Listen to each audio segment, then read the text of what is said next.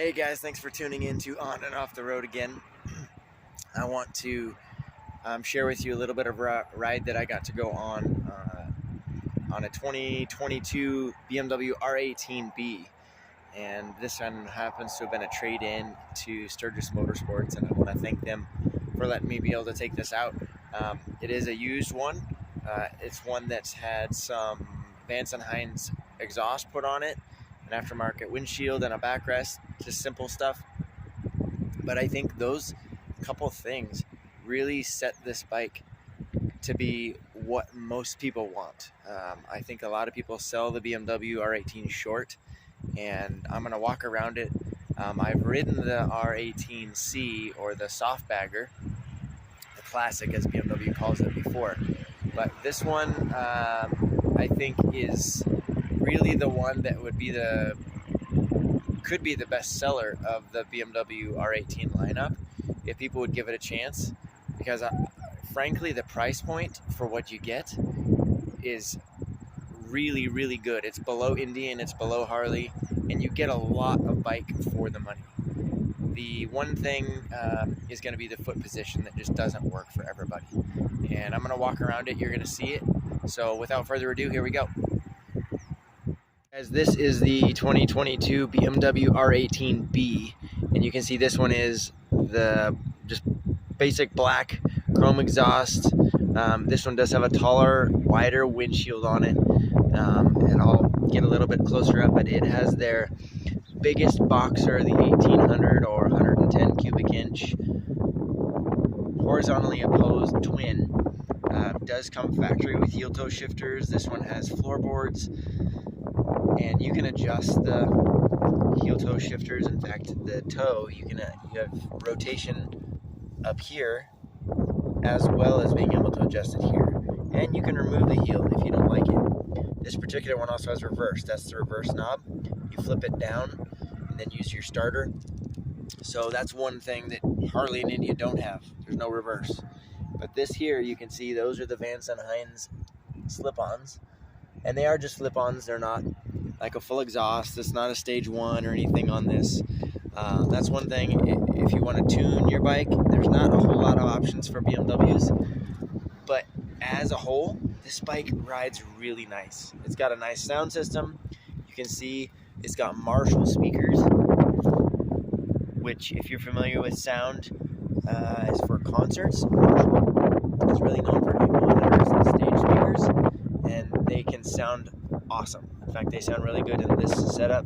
BMW's bags are always a 2-touch, so you push the button, then you lift, then they open.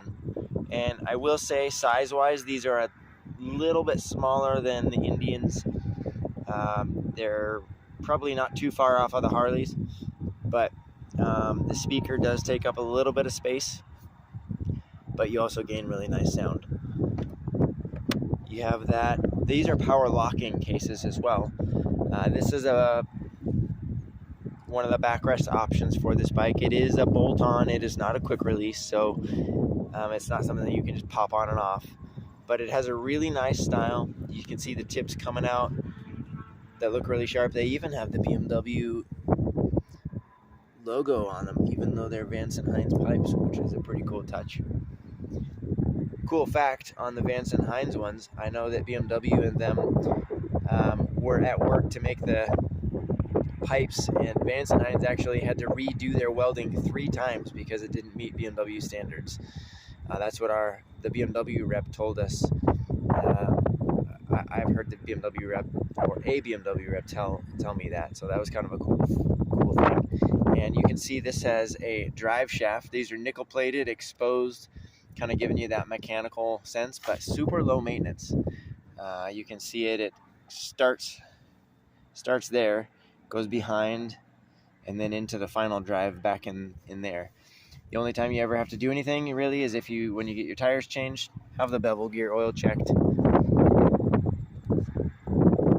Floorboards, really nice dual calipers up front, really nice bright LEDs, LED headlight. This one has adaptive cruise. You can see right there in the middle. This thing here is the sensor for the radar.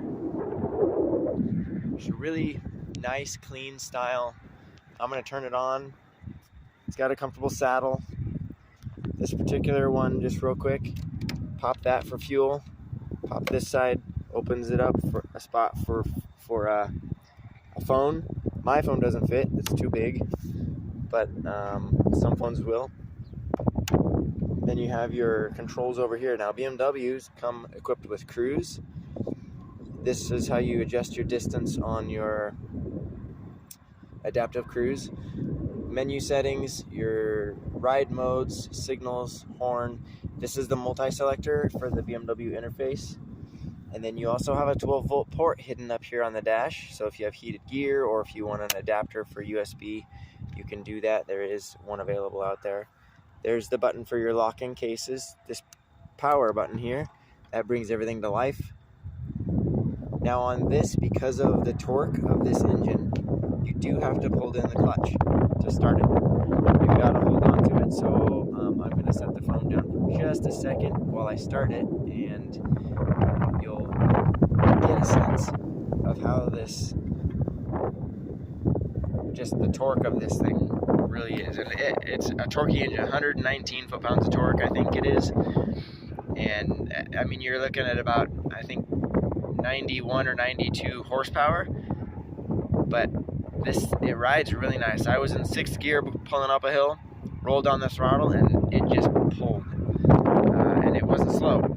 I was able to pass vehicles. So it's definitely got the power. Here we go.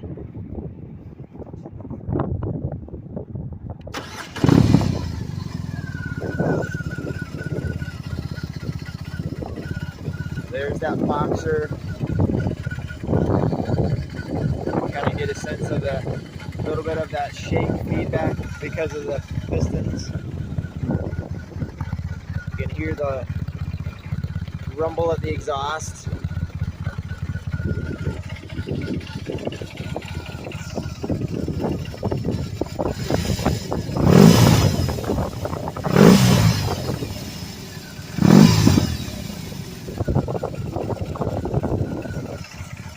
That is the BMW R18 B for bagger.